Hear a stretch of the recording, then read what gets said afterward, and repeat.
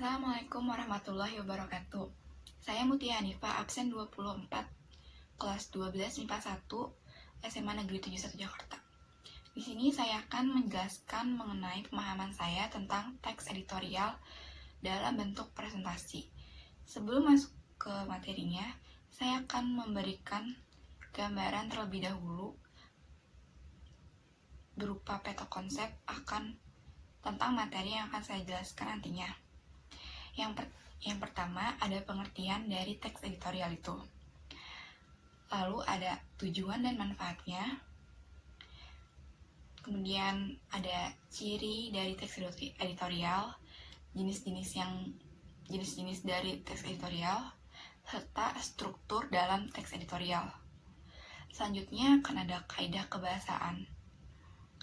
Lalu langkah-langkah cara membuat teks editorial, tips dalam membuatnya, dan juga tidak lupa saya akan menyertakan contoh beserta penjelasan singkatnya meliputi struktur dari contoh tersebut. Sekarang kita masuk ke pengertiannya. Yang pertama yaitu sebelum masuk ke pengertian intinya, saya akan menjelaskan terlebih dahulu pengertian dari menurut para ahli. Di sini ada menurut Jafar H. Assegaf dalam bukunya jurnalis yang berjudul Jurnalistik Masa Kini yang dikutip dari Lila Spencer dalam Editorial Writing. Tajuk rencana atau teks editorial merupakan pernyataan mengenai fakta dan opini secara singkat, logis, menarik ditinjau dari segi penulisan dan bertujuan untuk mempengaruhi pendapat atau memberikan interpretasi terhadap suatu berita yang menonjol sebegitu rupa, sehingga bagi kebanyakan membaca surat kabar akan menyimak pentingnya arti berita yang ditajukan tadi.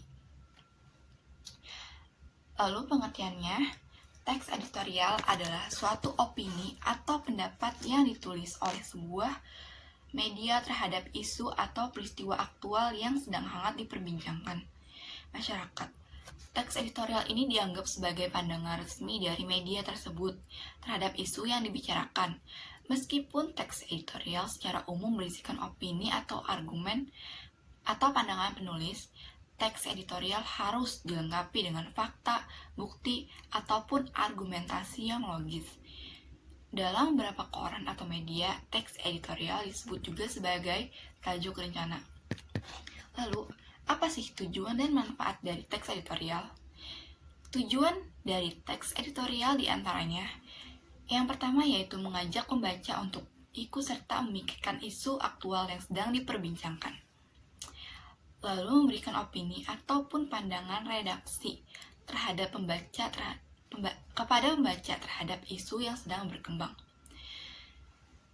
Kemudian manfaat dari teks editorial yang pertama yaitu memberikan informasi kepada pembaca, merangsang pemikiran pembaca, juga pada beberapa kesempatan mampu menggerakkan pembaca untuk bertindak.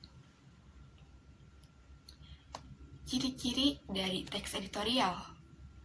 Supaya kita tahu teks editorial itu seperti apa, kita harus mengetahui ciri dalam garis besarnya. Yang pertama, cirinya ini aktual atau faktual. Teks editorial ini harus mengangkat informasi yang tengah hangat diperbincangkan di masyarakat. Nah, jangan lupa juga informasinya tetap harus mengedepankan fakta yang terjadi. Lalu yang kedua, sistematis dan logis. Penyusunan teks editorial harus tersistematis, yang berarti harus memenuhi struktur dan kaidah kebahasaannya ya teman-teman. Teks juga harus logis, artinya masuk akal dan tidak imajinatif. Dan yang terakhir, argumentatif. Seperti yang sudah dijelaskan di awal tadi itu, teks ini berisi pendapat pribadi, opini dari redaksi. Artinya, teks ini mengutarakan argumen-argumen yang ada dalam sudut pandang redaksi. Kemudian, apa saja jenis dari teks editorial ini? Yang pertama, teks editorial interpretatif, bertujuan untuk menjelaskan isu dengan menyajikan fakta dan figur untuk memberikan pengetahuan. Yang kedua, teks editorial kontroversial, bertujuan untuk meyakinkan pembaca pada keinginan atau menumbuhkan kepercayaan pembaca terhadap suatu isu untuk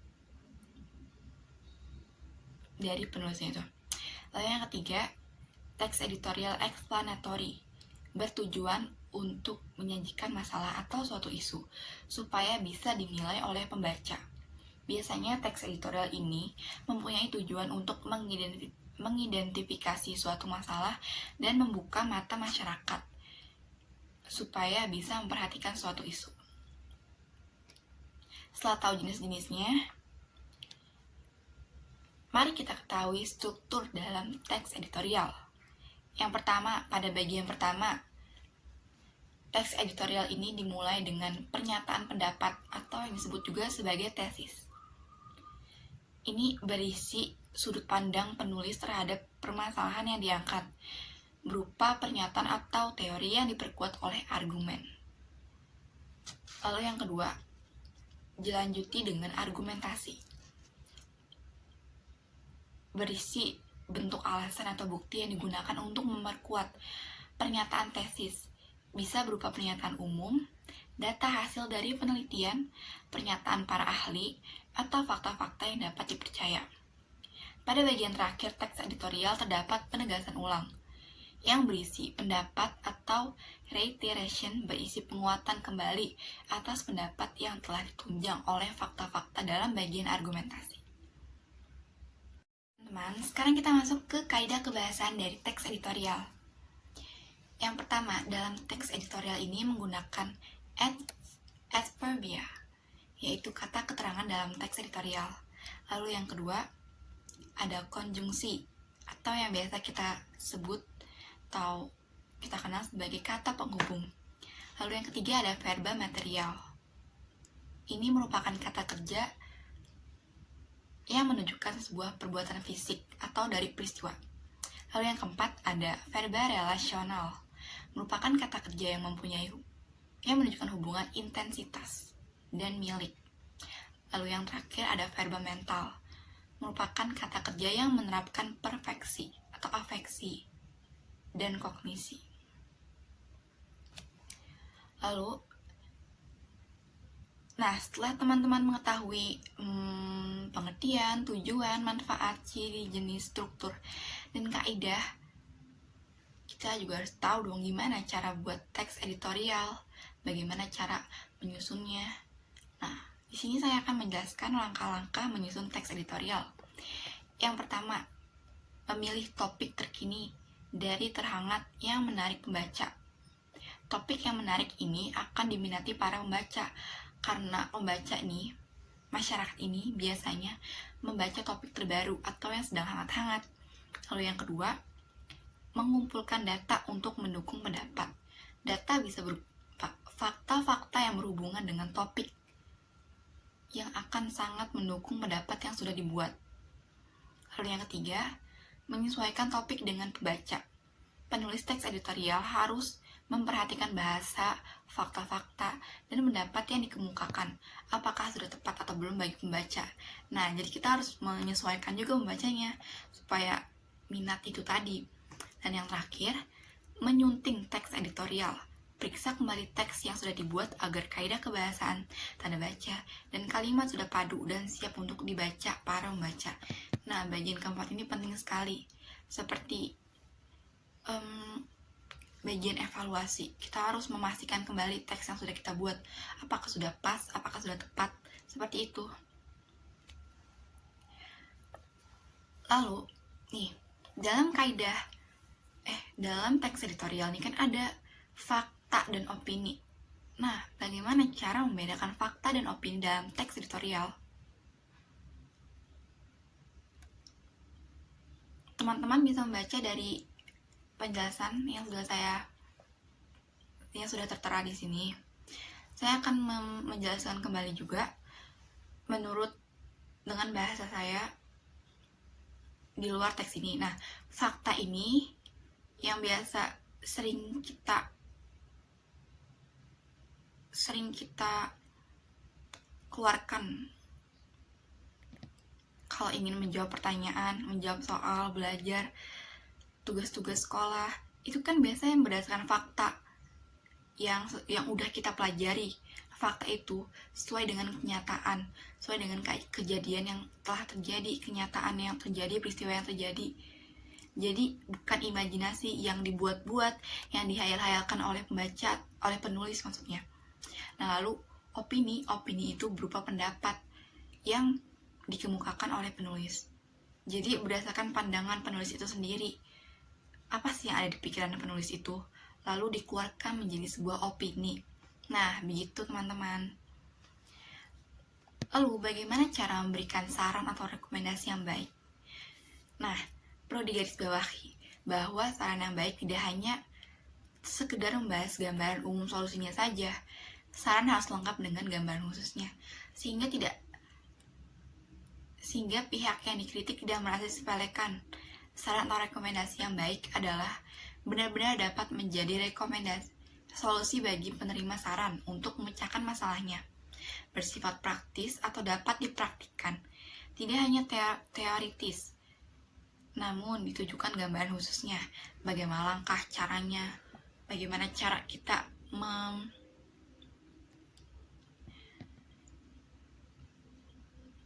mengimplementasikannya itu, tidak hanya berupa gambaran umum. Berikut ini adalah contoh dari teks editorial. Saya melampirkan contoh teks editorial yang berjudul Dampak Virus Corona di Ranah Fashion. Teks ini saya ambil dari Google. Saya memilih teks ini karena topik ini mengandung topik yang masih hangat dibicarakan dalam masyarakat. Kenapa? Karena di sini membahas dampak dari virus corona, yang mana virus corona ini sedang terjadi di lingkungan kita. Iya kan, kita kan sedang terkena dampak dari virus corona itu, teman-teman. Nah, di sini di contoh ini sudah ada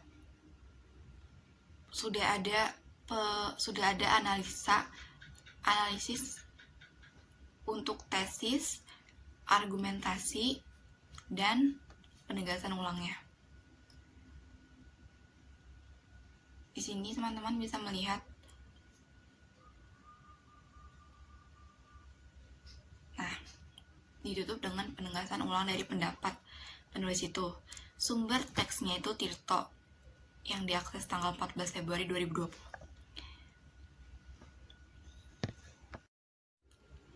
Nah, teman-teman sekalian, itu dia presentasi dari saya mengenai teks editorial. Saya berharap semoga video ini dapat membantu kita semua dalam mempelajari teks editorial, dan semoga video yang telah saya buat ini dapat menambah pengetahuan untuk kita semua. Akhir kata, tak ada gading yang tak retak. Saya minta maaf apabila ada kesalahan dalam penyampaian ataupun apabila ada ketidakjelasan. Saya hanya manusia biasa yang bisa berbuat salah. Mari kita ambil yang baiknya, kita sisihkan yang buruk-buruknya. Di setiap kejadian masih ada manfaatnya. Sekian dari saya. Mohon maaf. Wassalamualaikum warahmatullahi wabarakatuh.